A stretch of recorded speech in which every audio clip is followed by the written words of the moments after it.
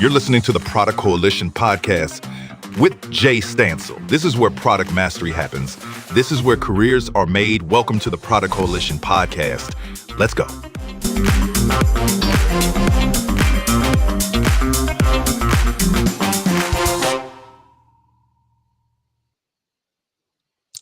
Welcome back, everyone. Today, we're going to be getting into the data trenches. I've got someone awesome for you to meet who's spent nearly a decade building the pipelines most product teams barely think about. Joining me today is Deepak Chanda, a senior data analyst and engineer who's led infrastructure and insight at Serco, Masdot, and Wells Fargo. He's fluent in SQL, knows Azure Data Factory inside out, and has a sixth sense for when a data model is going to buckle under pressure. So today's theme is from pipelines to product vision.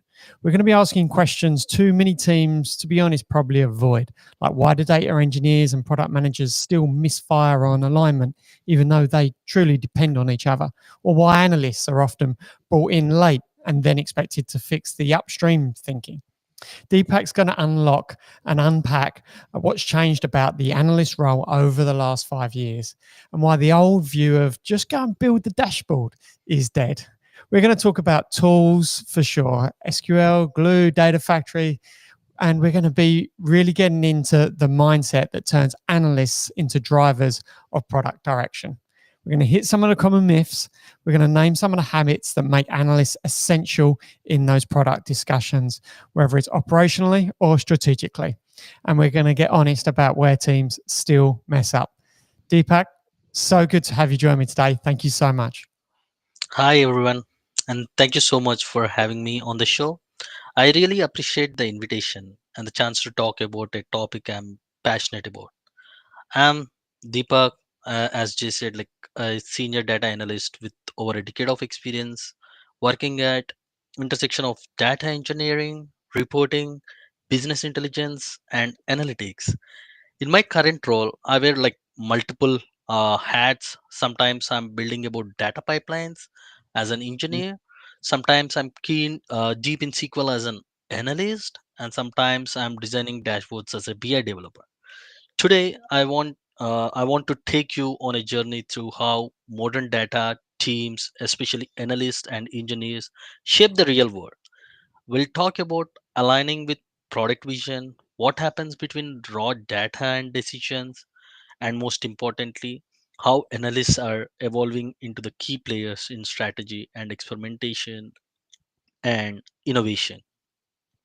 Deepak, before we jump into the topic today, the first question I've got for you is why is this topic something you were passionate about talking to me about today?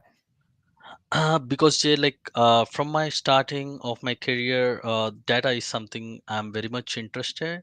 And if you see in in our day-to-day lives, we see like everything is related to data. For example, you buy the car, it's about the data, like what is the cost in the previous year and this year, what is the performance, and how these are related. So everything in the life is related to data, according to me. And it really passionates me, like how to analyze the data and what can we do, and it's a very key factor for us. Data is something like which proves us what to do and what not to do. Excellent, excellent. Now, product managers can still underweight the value and the input of the conversation with data engineers, data analysts. Let's go straight into the thick of today's topic here, Deepak. Mhm. Can you talk to me around how can technical teams better align with product teams from the absolute beginning of thinking through a feature or the discovery process of a feature from the start? Yes, that's an absolutely good question, Jay. This is one of the most common disconnects I see. Like data engineers often get brought in the after the product is built, but by then it's too late to set up meaningful tracking or align the data structure to actual business questions. What we need is early involvement. Engineers should be in the room during feature discovery, when they understand what the product is solving for, the user journey, the hypothesis, the success criteria. They can build pipelines and schemas that are aligned from day one. In our teams, we now include data folks in sprint planning and kickoffs. We talk not just about what we are building, but also what we want to learn from what we are building. And it's not just about conversations. Document plays a very big role too. If PMs outline goals and events upfront, and data engineers clearly document how those are tracked, that creates transparency. Everyone knows what data is available, what's reliable, and how to use it. This kind of cross functional planning ensures you like don't just have data, you have usable, trusted, and meaningful data that drives product decisions. Thank you, Deepak. Can I ask? You touched on we touched on product discovery there. Do you see a set of prerequisites needed to be already established in order for data engineers to play safely when it comes around feature discovery? So, for instance, do you use sandbox environments or replications of databases or replications of data lakes to play with the data in that discovery phase? Or do you recommend just getting stuck in on whatever's on production and working things out? Oh, it's all depends on where we are, Jay. Like for example, if it is a initially project from the scratch, right? There is nothing in the database. Like we should go like what is there with the documentation and what we can do, kind of thing. At that time, data engineers role is very keen. Like they explain us what can we do, and what is the design and what is kind of in that phase. If something we are already having some part of the product is already developed, in that phase, like we are having some data already in the databases, at that point it's a different key role. And the most key role is for the data engineers, because they know what kind of data is already present in the system and what we are getting. You see, at that time, the initial phases discussion, which is very important for them to be involved, so that they can play vitally and give like good knowledge, even for the product owners. Like they know what they are looking at. So that's what I feel like in any given phase, the early involvement is much needed. Staying in that space, Deepak, Mhm. what technical knowledge at a database level or at data level do you expect or think that product managers need to have to be able to give the strongest hypothesis possible to the data engineers? Should the product managers be really focused on the problem and the hypothesis of the solution? Or to help data engineers, should they really be knowing about schemas and data structures? Or is that really not necessary at that point in time? So for me, for the product owners, they should just understand the data or the flow of the data, means like what is the flow of the life cycle of where it show. I don't think like they do not need to have the knowledge of schema or where the data is. That is the job of a data engineer or data analyst to be known. For the product owners, they should concentrate on like what is actually what is like a user interface, I think. But product owners should have some knowledge how to use the dashboards. Nowadays the dashboards are user friendly. The knowledge is only how to use it that helps pretty much good, so that if they have the knowledge of what is the life cycle of the data, right? So then they, while using the dashboards, if they see any discrepancies, they can point out. There is no need of having a knowledge on the schema or that. But if someone is interested really, they can have it. It is a very added value. Fantastic, fantastic. Let's just go into then accessing data because it's changed for everyone over the last 10, 15 years. 10 years ago was, I'd say, peak Power BI phase. 5 years ago was probably peak Tableau phase. And the access to data has changed over that period. For data analysts, though, how has your role or your tool set changed over the last 5 to 10 years? Oh, the role has changed dramatically. 10 years ago, analysts were mostly seen as support. We got like ping when someone need a report or a dashboard, and lot of time was spent in Excel and focus on like historical reporting. Today is completely different. Analysts are now strategic partners embedded in product and engineering teams.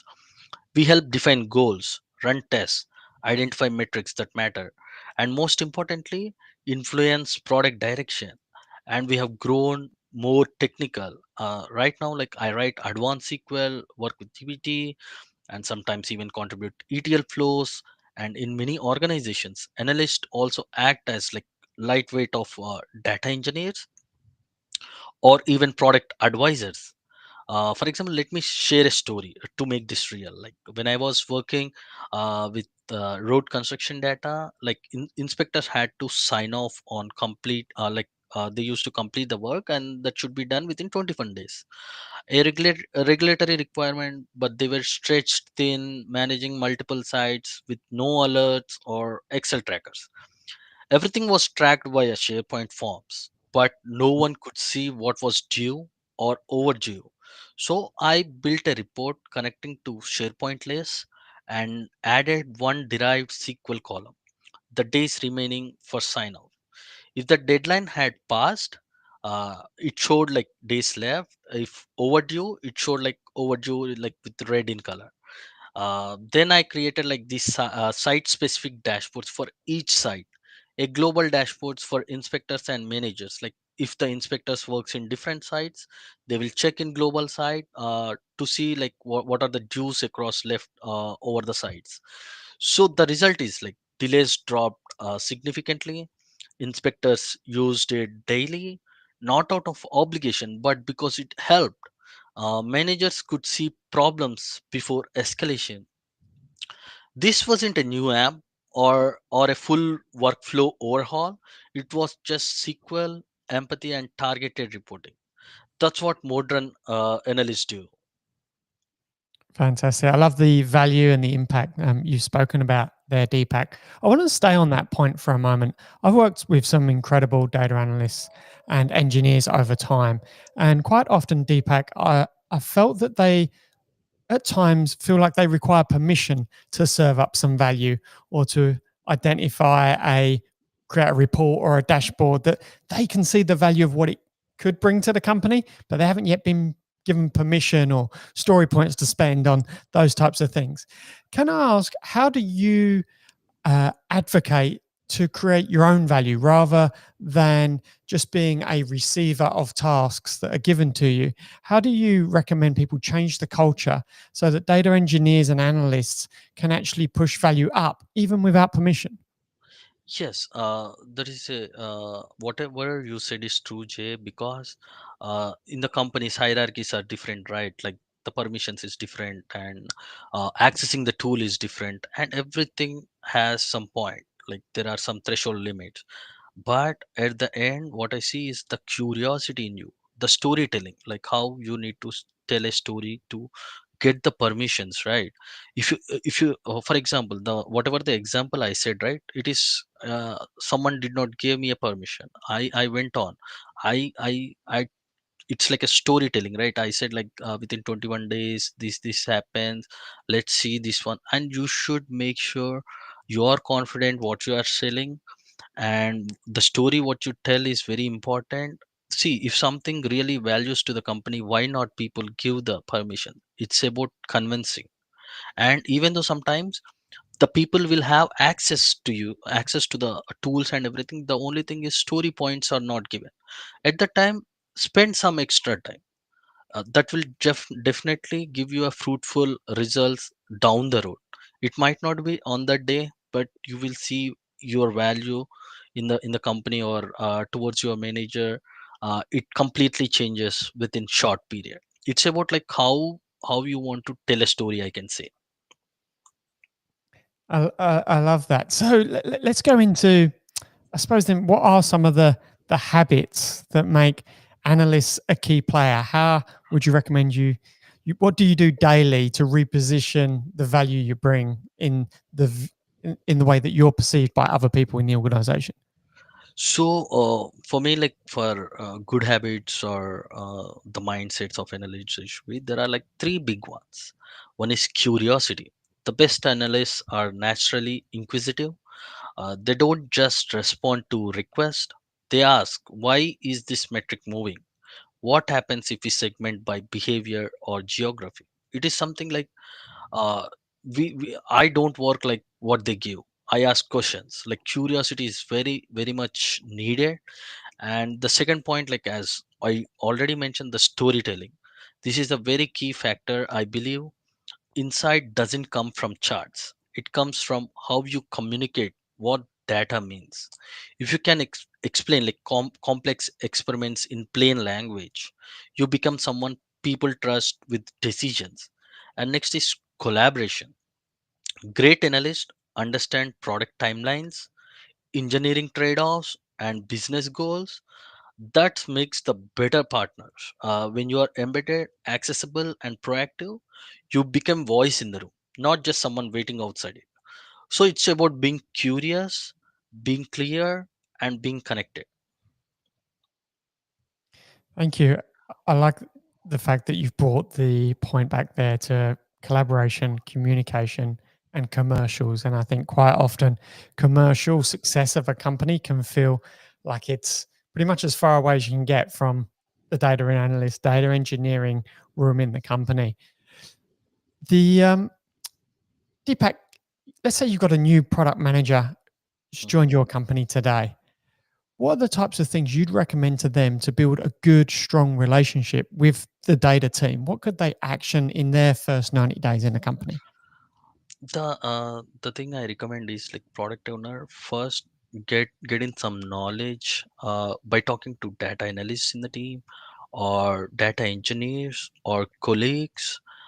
Get the knowledge and just connect, ask questions, build a relationship, and have a good time with the teammates. If something is if product owner is not understanding, uh, like they should be open to listening. They should listen and understand, and there will be already SOPs in the system. If whatever the analysts are saying or engineers are saying it's contradicting, then just go sit and see what is missing and what are there in the system. With all these things, product owners can definitely build a relationship between the team they work with. The main thing is communication. When you ask questions and when you listen, there there is a like in this IT industry, these are the key factors I feel where the bond begins. Thank you, Deepak. When I think about engineering and data engineering, can I ask, how do you see best practice when it comes to things like the refinement ceremony of refining tickets that are going into delivery to ensure engineers are making intelligent, efficient calls to data? how could engineers ensure that they're working with data engineers in a way that they're building a system that's truly scalable, they're tapping into the right data in the right ways? What does a healthy conversation in refinement or sprint planning look like for you? So for us, like whenever we do any engineering or development kind of things, there will be a lot of discussions before going into live or working on the path. So it is something, the decisions they need to make is like the conversation, like what need to be done first, and the path. In this experience, I see like how the data is coordination between from DBAs to end users. So we follow the sprints, and communication, the greater communication is a great, and also with the experience, you know what to do and what not to do in the systems, and give your inputs upfront in the sprint planning. If something is not working, if you're opposing something, please oppose, and get, if you're having any doubts, ask the doubts, get everything here, and make a plan in the sprint planning itself, so the work will be very easy for the engineers or anyone. It's not about the engineers, it can be anything. If you know what to do, you can do, because with this experience you can do whatever need to be done. But only thing, you need to be prepared for what to do. If you can ask these questions, these are the best practices I follow. And however, like what tools need to be used, and everything that comes in line. Okay, okay. Can I ask, what are some of the misconceptions you think people have about data analysts and their role? Definitely. A big one is that analysts are just dashboard people. Like our job is done once the chart or dashboards are published. But dashboards only tell you what is happening. Analysts are the ones who ask why. Another misconception is that like analysts aren't technical, but I worked with the analyst who debug SQL joins, optimize data models, and even build parts of the pipeline in the tools like Glue, Azure. And we are not just end users; we often build and maintain core logic. And lastly, some teams think like analysts work in isolation, but the best analysts are deeply cross-functional. We work with design, marketing, operations, engineering. We connect dots across teams, and we often bring the context others don't have. So on. We are not just number crunchers. We are decision enablers. I can say like why dashboards are in the finish line. Dashboards are important, but they are not the finish line. They are the starting point. Tell you like what's happening, not why. I've seen companies with amazing dashboards still make poor decisions because no one was interpreting the data. No one was breaking it down by segments, user journeys, or life cycle stages. That's where analysts come in. We turn metrics into meaning. We ask the right follow-up questions, look for solutions, and connect data to real-world decisions. Dashboards are maps, but a map doesn't drive the car. A human does. I love that. I love that. With that in mind, misconceptions can misdirect junior employees quite easily, and it can affect them for the rest of their careers. Can I ask Deepak, if you think about you back in your first year of your career, uh, what advice would you give to yourself around how to approach that first year of your employment in this data role? Definitely. You see, right now, I know like if something is there, like the curiosity, those things. I was like with the fear in the first year, like if what to do, what is wrong, what is not wrong. I was in the middle of something. I know I have knowledge, but this fear made me like not to do some things. But what I felt later is if I would have done that one or shown this whatever my ideas, right, I would have been in a different level right now, I feel. So what I can say is any younger, any analyst or any like junior analyst or intern, like whoever, if you're having ideas, just speak the ideas to your managers or someone in the colleagues, so that at least it will open up you. That is the main thing I can say, Jay. This was missing in the first year of my thing, and then later on with the experience, I got to know I was not having much exposure at the time. But No, now today's world is completely different. The exposure is completely into the next level. I love it. Flipping that around, Deepak, what could leaders in businesses do to ensure that data analysts and engineers, junior in their first year, feel more comfortable?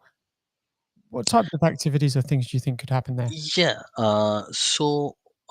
They can do is like give them an open mind and ask them to give it like sample projects, give it like a dummy project. There are so many things in the system where people are busy, they focus on their work, right? Give them a small project to enhance, or just ask the idea and ask them to just deliver it, what they can do, kind of thing, which makes the analysts or interns can experiment themselves and come up with ideas. Even they can fail at sometimes, but the confidence they give, the boost, right? The leader is someone who boosts. It comes like if they are in the company for the long years, right? It definitely helps them in the leadership also. So I feel like they give the open mind, ask them to experiment, give some time to learn, and give some opportunity to learn some tools, new technologies for them, to just push them into the career. Okay, well, I'm glad you mentioned tools there, Deepak. This is the exciting part for me because I love clicking around and playing with some tools, experimenting with both established tools and new tool sets as well. So, can you talk me through what does your tech tool stack look like that you prefer working with, and how does that drive product innovation for you? Yeah, for me, like the tools are the foundation of any data driven team. So previously I used to use SQL, SSIS, RS, Informatica, all this stuff, and everything is pretty powerful because even the new technologies also, the framework they use is the same, the old technologies only, but it is like extended version kind of thing. So for me, like SQL, which is like, from when it is like, this is our primary tool for exploring data, like defining KPIs, filtering edge cases, and building experiments. It's how we translate product question into measurable signals. And also tools like AWS Glue, Azure Data Factory come in. They automate and orchestrate the movement of the data from raw files to clean tables. For example, in my company, we get raw data files, DBS load them, the engineers like me cleanse, transform, and organize into usable structures. From there, I might also build the BI dashboards. So, in many ways, I see the whole life cycle: raw data, pipeline, table, insight, action. When this stack works smoothly, the product team can test features faster, iterate more confidently, and make better calls. That's what enables innovation. It's not just about tech, it's about speed to insight. I love that. I love that. Can I ask, staying in this space here, Deepak, natural language as an interface has changed the world over the last 2, 3 years. Do, do you see natural language changing the way you either present or provide the opportunity for others to interrogate data and discover insights in the way that it's going to revolutionize your industry in data engineering and analysis? Uh, uh, Jay, can you repeat the question? I did not get Sorry, completely. yeah. No, so natural language has changed the way we use products. We now chat to everything. Mhm, Do mhm. you see chat and natural language as something that's going to change your industry and the way you go about your role? It depends. Right now, like previous, like the chat and this one, it might be a different thing. But definitely there is a revolution right now in the industry with the artificial intelligence is coming, and everything is like they are building their own chatbots or anything. Like everything is giving. But at the end, in the data industry, I feel yes, definitely the revolution is very important. But understanding and driving things can be done only by the experience, with the experience, and the one with who having the knowledge about the data, what is going on. That's what I feel. Nice. Can I ask what excites you about the industry looking ahead 3 to 5 years from now around data analysis and engineering? So definitely, it's right now industry you see, right? Artificial intelligence. I want to see like how system integrates, if the human is needed or not needed. Like right now, we are doing all the pipeline things, automating everything by the human. Even though still there is an automation, but human is doing. I'm excited to see how the systems will go through and what are the troubles and troubleshootings can happen. How they will troubleshoot kind of things, that is exciting me. And also, even though data, whenever right now the data is increasing day by day very very drastically, I want to see how they store and how they how we find the solutions kind of thing. Thank you. Thank you. To wrap up, a final question from me, Deepak. I want to bring it back to the topic from pipelines to product vision. If you could summarize, what's the best way for product managers to include data analysts and engineering in establishing product visions and strategies? So for me, like the product owners should involve data analysts and engineers from right from the sprint planning, and even product owners should be involving in all the discussions, like what they are doing and what are the features developing, and what's need to be done and what not to be done. And even in the engineer discussion also, I know like product owners doesn't need to involve in every engineer discussion, but to have some sessions with engineer, what is going on, what are the problems they are facing, means like in the data, or else like if there are any situations, and also listen to the stories like what analysts are saying.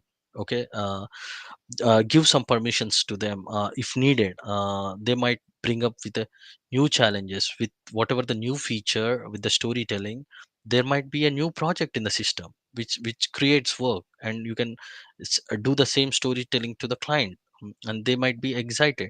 So it is like end to end process, like when data comes, the pipelines and everything is interrelated.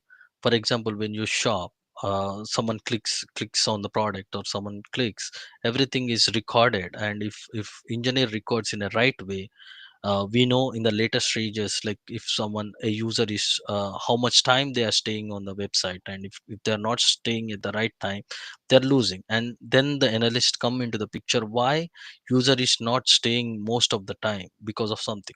Then later they can okay, there is a mobile design, all the users who are signing out of the website is because of the all are like mobile users. Then they can go back and see the mobile interface is wrong kind of thing. Then they can fix it, then the problem is solved. What I see is like end to end communication between product owners, engineers and analysts, that definitely changed the world. And it's a better life for all of them in the team. Thank you so much. The metaphor that's going through my mind here, Deepak, is if product managers are looking for gold in amongst the data that exists in the company, then the analysts and the engineers are the geologists of that big mound of data, and they know where to go and find that gold for you. And by creating more time and having more conversations around what type of gold are you looking for, you're more likely to find it quicker. How does that sound to you? Definitely, that's a great thing. It's very interesting. Fantastic. Thank you so much, Deepak. This has been a really unique conversation to go deep and specific around data pipelines, engineering, and analysis. So I really appreciate you bringing this conversation to me along with your wisdom and stories and experiences today, Deepak. Thank you. Thanks again for having me. This was a great conversation. If you are in analytics or working with analysts, remember, we are not just reporting the past, we are shaping the future. Whether it's uncovering bottlenecks in infrastructure, surfacing insights from experiments, or enabling product teams to move faster, data teams sit at corner of modern technology. We are not just analysts, we are translators, we are detectives, we are decision enablers. And in fast moving teams, they are not just a support role, that's a leadership role. Thanks, Jay, again. Absolute pleasure, Deepak. Well said. I think that's a great way to summarize. Thank you to the audience as well for listening in. If you'd like to hear more about the Product Coalition, please head over to productcoalition.com. Until next time, thank you. And that's a wrap for today's episode of the Product Coalition podcast, hosted by Jay Stansel. Got questions or want to explore more topics? Connect with Jay on LinkedIn or join the ever-growing Product Coalition community on Substack. Thanks for listening.